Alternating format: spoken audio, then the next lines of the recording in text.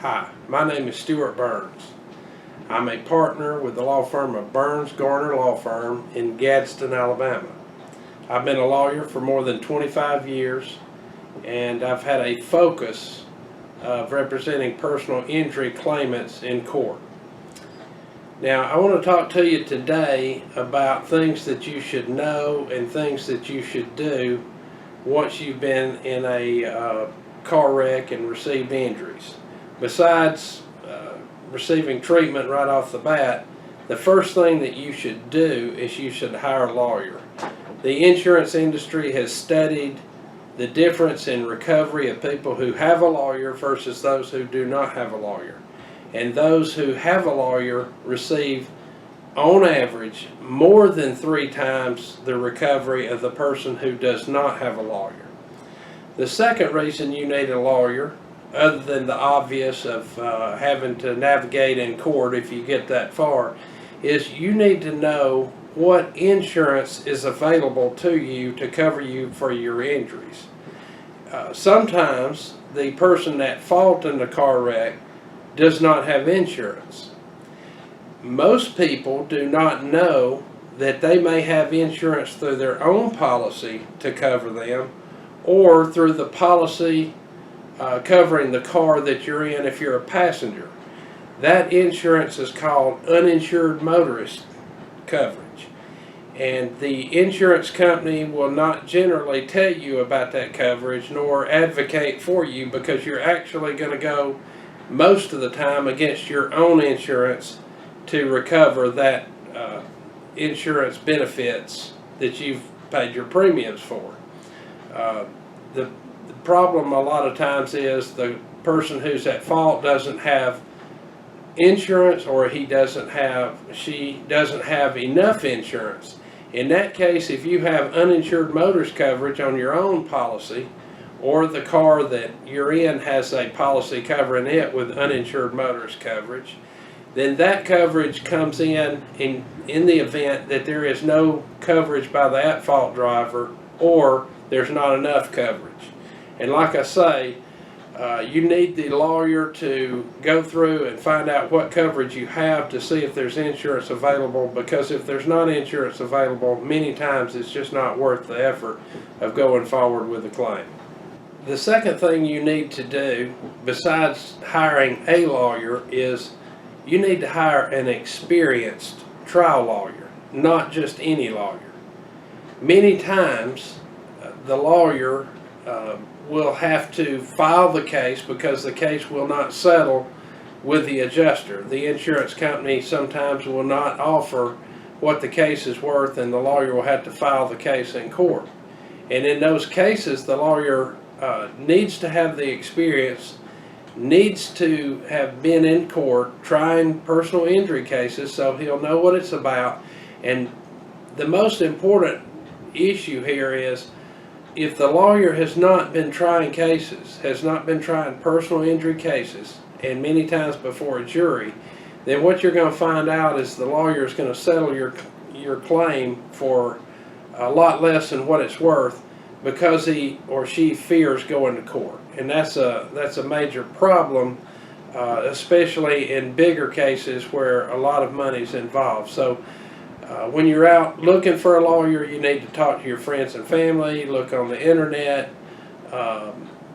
see what the reputation of the lawyer is, go talk to a lawyer and see if you have rapport with that lawyer, see if you have trust with that lawyer, and if you do, hire the lawyer.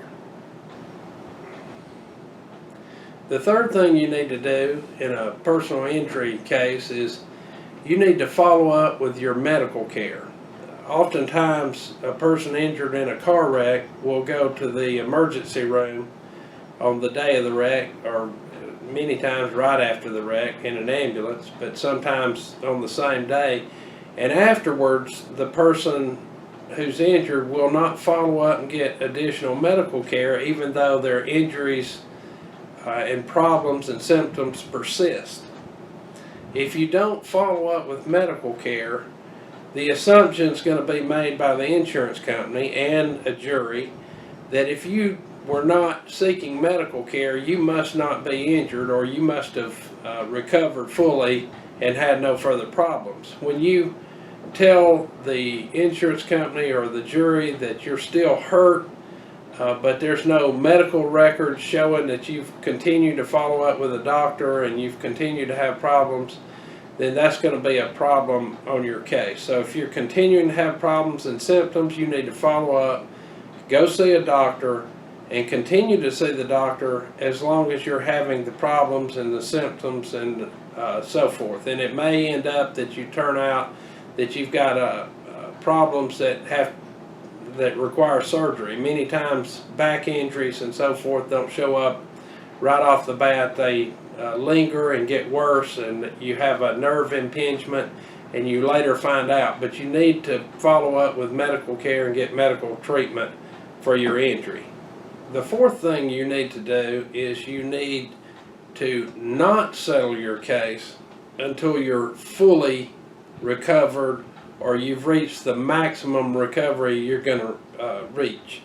A lot of times people get in a hurry and they try to settle their case before they have actually fully recovered, and once you do that, once you settle your case and you sign a release, it doesn't matter that you later found out that you have a major back injury and you need surgery. You can't go back to the insurance company and try to renegotiate the settlement. Once you sign the release, it is over. It doesn't matter what other injuries or other problems you find. So do not settle your case until you've reached the maximum recovery that you're going to reach.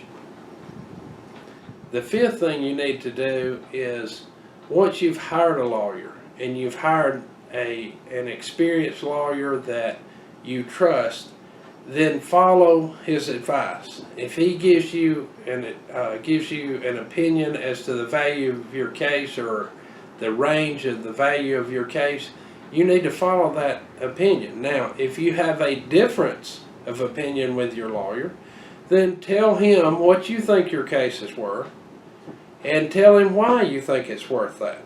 The lawyer, if he's experienced and he's a compassionate lawyer, he's going to listen to you, and you may persuade the lawyer that the value of the case is higher, or in some cases lower than what the lawyer thinks it is. And if he has an open mind, and he should, he'll listen to you. So you can give your lawyer what you think the case is worth, but don't insist with the lawyer that you have your way on this, because most of the time the lawyer is going to have a significant amount of experience and will have a lot more knowledge about what the value of the case than you will. So if you are going to hire a lawyer, and you should, and you hire an experienced lawyer and one with a good reputation, then follow their advice. The final piece of advice I would like to give you is, don't hire a TV lawyer. And what I mean by a TV lawyer is not a lawyer necessarily that advertises on TV, but a lawyer who advertises on TV but is not going to be the lawyer that you have when you go to his law office and hire his law firm. There's a lot of lawyers that will have billboards, they'll have all kind of TV ads on the station. You'll see them all the time. Most of the time, that lawyer is nothing more than a pitch man. He is not going to be your lawyer. So you're hiring somebody you think is going to be your lawyer, but you find out after you sign the contract he's not going to be your lawyer. So I would advise you to ask around, find out the reputation of the lawyer you would like to hire, make an appointment with a lawyer, and again, go see if you have a rapport with that lawyer. See if you like the lawyer. See if you think you can trust the lawyer. And if so, hire that lawyer. But don't hire someone you think you're hiring just because he's making a TV ad.